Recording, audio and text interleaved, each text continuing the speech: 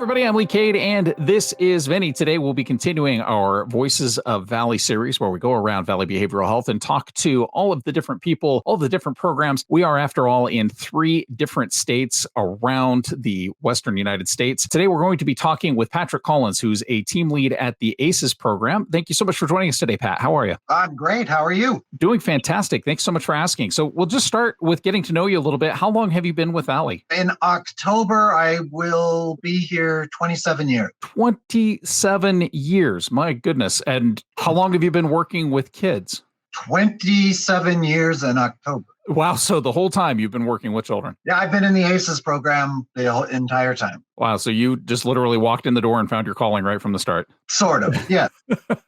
Started as a van driver and then had enough hours to apply for my social work license and then did that. And there you go. What does the ACEs program do? What do you folks do out there? Well, ACEs is an acronym for Acute Children's Extended Services. So what that means is we're an after-school program. And basically, the ACEs program is kind of a catch-all. We get clients from school settings that they're kind of having issues at school or at home, and they're escalating, so they'll come to our program. And then also we get clients from a higher level of care that want to generalize more into, everyday, school and all that. So we kind of get the ones that are escalating and the ones that are coming down from that. So we're kind of a catch-all for that population. It's just kind of helping them learn how to cope and adjust with day-to-day living skills and coping skills. Yeah, we focus completely on just, social skills, like following directions, dealing with anger, dealing with teasing, friendship skills,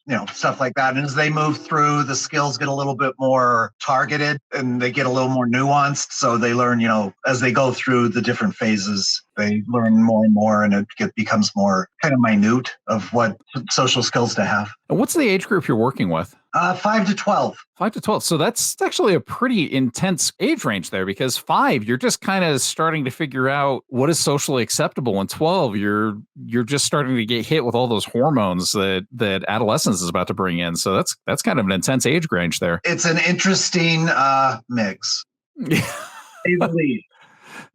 I imagine. But it's also good because while we have young all the way through 12, it's nice that a lot of times the 12-year-olds will kind of take on a mentorship status and help the younger kids with their issues. It works out. I would say 90% of the time works out. There's always sometimes where issues arise, but. So working with kids brings its own, especially with that age range, it brings its own range of challenges that comes along with that. What keeps you going day after day? I honestly have no idea. Coffee keeps me going. And I think it's just the passion that I have for it, which sounds weird coming from me because I'm not that type of guy, but it's what it kind of boils down to. Mm-hmm. Just the fact that hopefully you can influence a kid who's going through, a child or a client who's going through issues, just enough to kind of bump them in the right direction to succeed at school, succeed at home. All that. That's what kind of keeps me going, is just the kind of light at the end of the tunnel, so to speak. Well, this tunnel, you've been doing this for almost 30 years. Some of the people that you started working with when you started working were preschoolers, are now adults, possibly with children of their own. That's got to be a pretty wild experience for you to look back on. It is. And I run into some of them. Wow. They'll come up to me in the store and just be like, Pat, I'm just in my mind, I'm like, yes, I went to. But I'm always, oh my gosh. So it's weird. It's really strange to thinking of like a 9-year-old when I started is now almost 30 years old now. And really, which kind of reflects on my hair or lack thereof and the color of it. So there you go. Well, I know you and we see the same barber.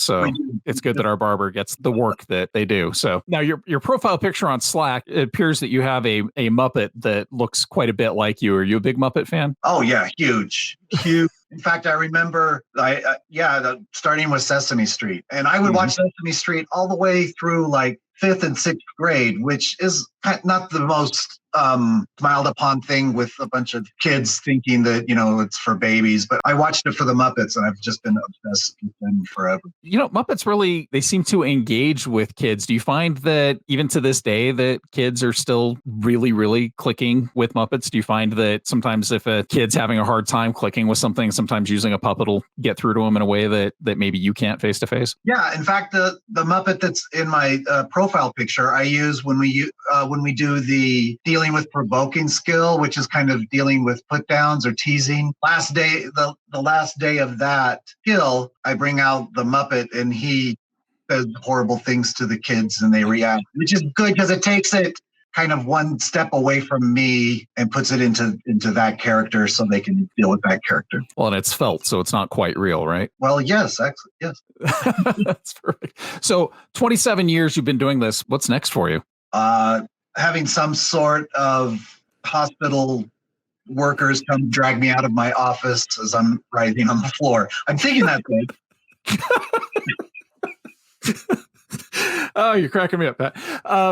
So what is it that's clicked with you here at Valley for nearly 30 years?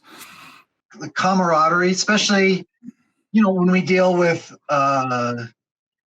clients that are, challenging. At the end of the day, we always fall back on our coworkers to kind of decompress, do that, and that just builds up a lot of camaraderie and friendships. And I have friendships now with people that I started with that I still keep in touch with. Wow. Known throughout the years. And I think it's that, and it's just that sense of hopefully we can open that door a little bit to someone that's having issues and, make a bulb go off, light up, and hopefully steer them in the right direction. Do you see kids that, that were maybe clients sometime during your career that maybe end up coming back to this line of work later on?